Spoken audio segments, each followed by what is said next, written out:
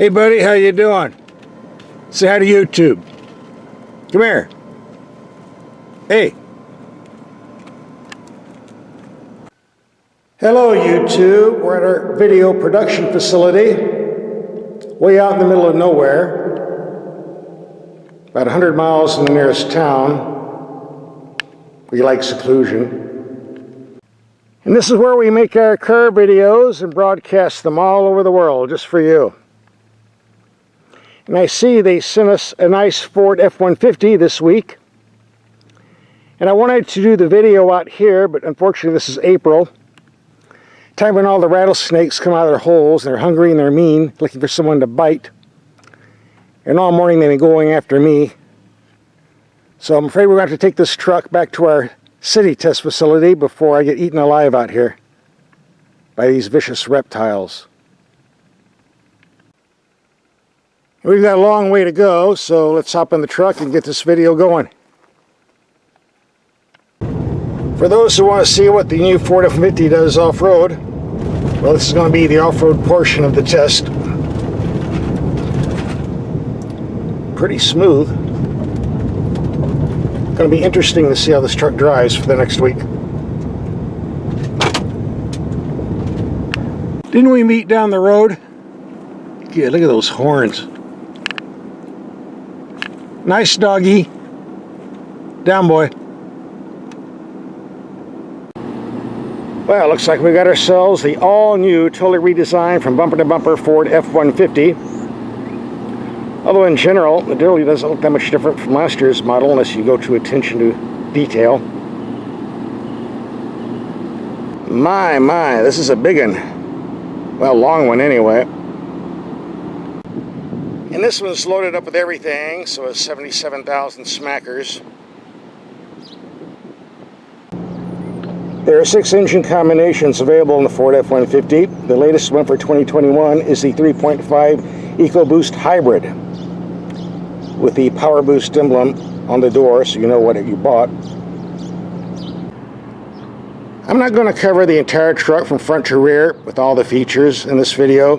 There are other YouTubers and car magazines and truck magazines that have done that already.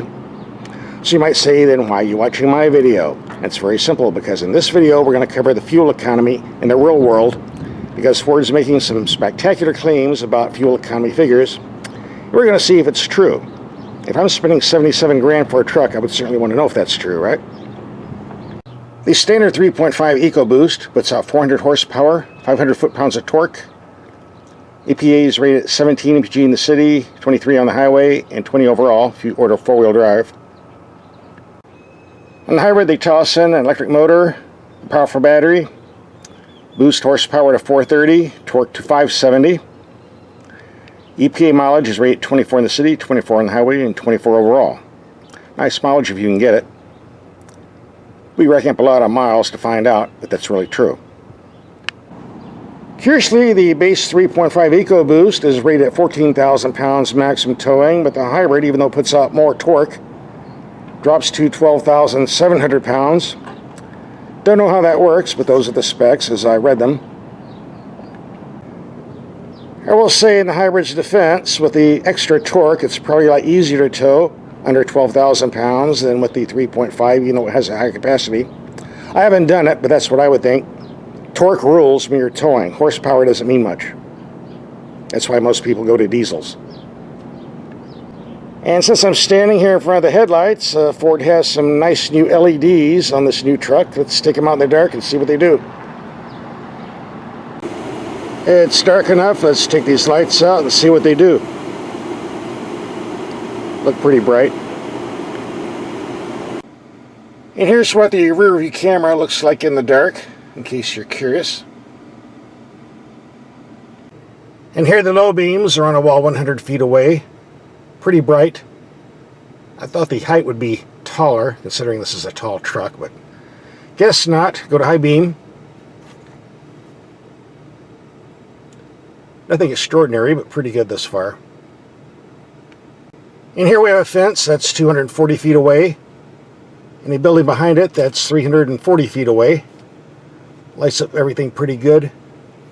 Go low beam. Did make it to the fence line. Overall, I'd say the headlights pass. And the cabin lights up pretty good too. Lots of pretty buttons. Oh, by the way, I just noticed the headlights swivel with the steering wheel and cornering, like so. Good when you're taking corners out in the sticks.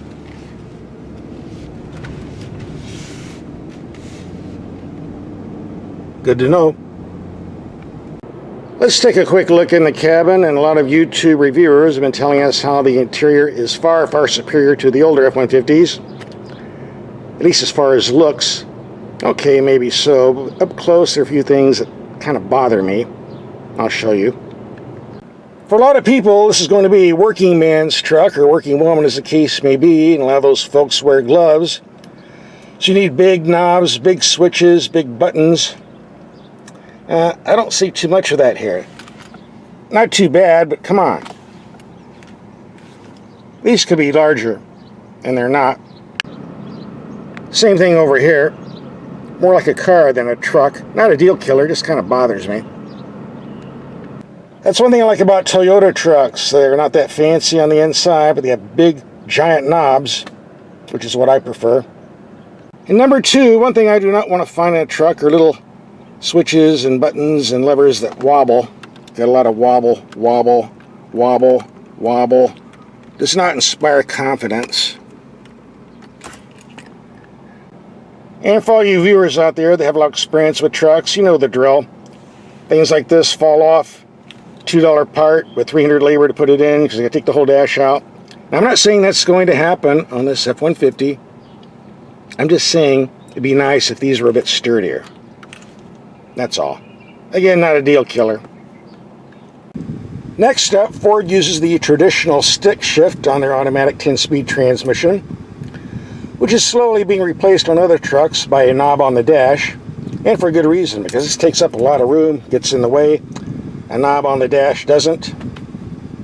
But somebody at Ford had a clever idea to solve that problem. Well, sort of. This is an option, by the way. You press the magic button, and now the shifter disappears. Okay. And as a bonus, they give you a little table so you can do your work or eat your lunch, whichever the case may be.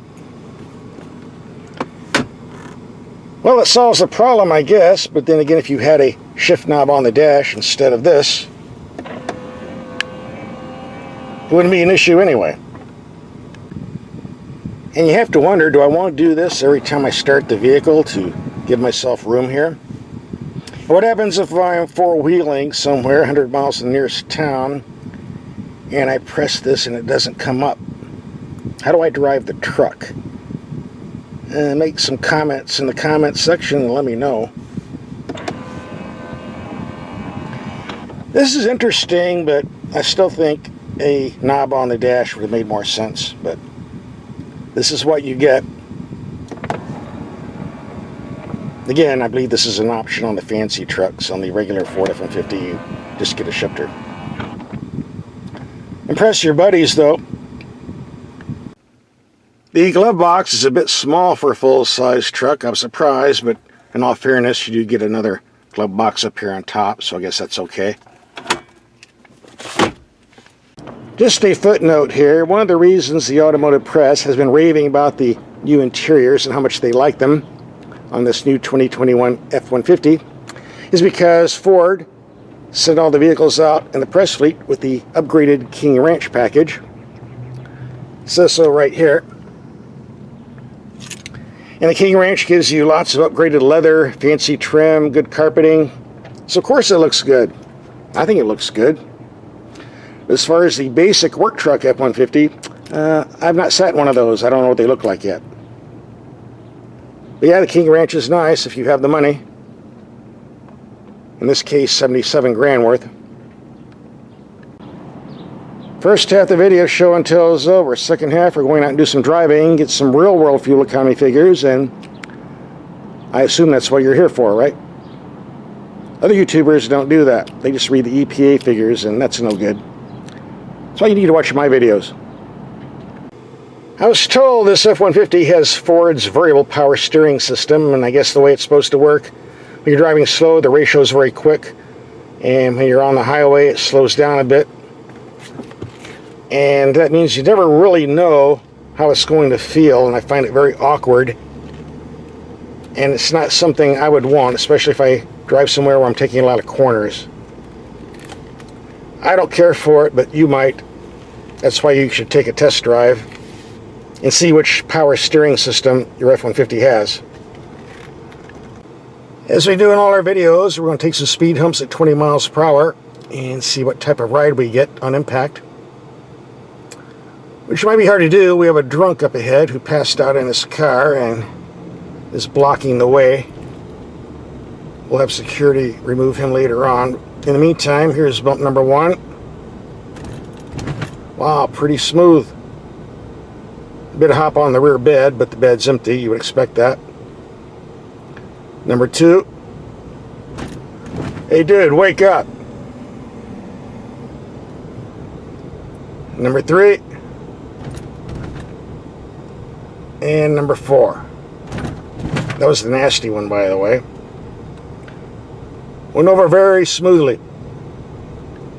I very rarely take this speed hump because it's very vicious and, well, I just don't. But I think we can do it in this. Let's find out. Wow. Didn't feel a thing. Very impressive. One thing I've noticed about this particular Ford F-150, it has the widest turning circle, or turning radius, if you want to call it that, of any truck I've ever driven in my life. Now, is it because we have a double cab and large bed? I don't think so. I never had that issue before with other Ford F-150s. Is it because it's a hybrid system and the front end has changed? I don't know. Or is that the way all F-150s are? Again, I don't know. But I do know if I'm going to make a U-turn in this particular truck, I really have to look ahead, because if I don't, good chance I'm not going to make it. And that's really important if you're doing that in heavy traffic. This can be a real issue if you're trying to fit in a parking space, because not even close. Even in this double space that's empty, squeezing in is not easy. If you're trying to fit this in a parking lot, I suggest you go way to the end of the line, out in the middle of nowhere where there aren't any other vehicles, and when you do get in a spot, take up 2 spaces or you might get blocked in and might not get out. Since this hybrid setup puts out more torque than any other powertrain combination in the Ford F-150 lineup, it should also be the quickest F-150 in the entire lineup. Car and Driver claimed a 0 to 60 time at 5.4 seconds, but a lot of their numbers are bogus. Let's see if it's true. 1, 2, 3, go!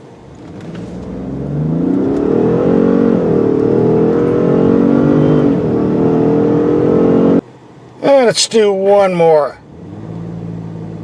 There. Ooh, got a little wheel spin that time.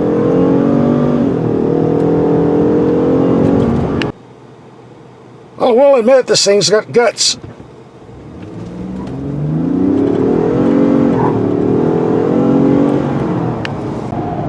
This is the part of the video we've all been waiting for, the real-world fuel economy numbers, and we're going to start by taking this on a highway trip, approximately 100 miles. See if we get that 24 mpg claimed on the window sticker. And we'll look at some other figures I have on the mileage computer as well. So don't go away. Heading towards the end of the line, we're going to pull over and see what the real-world fuel economy number is. There you go, 20.3 mpg. By comparison, the 3.5 non-hybrid vehicle I drove last time with the double cab 4-wheel drive did 16 in mixed driving and 19 mpg on the highway. Our first fuel economy reading in the fleet, we racked up 1,519 miles in 54 hours, averaging 28 miles per hour.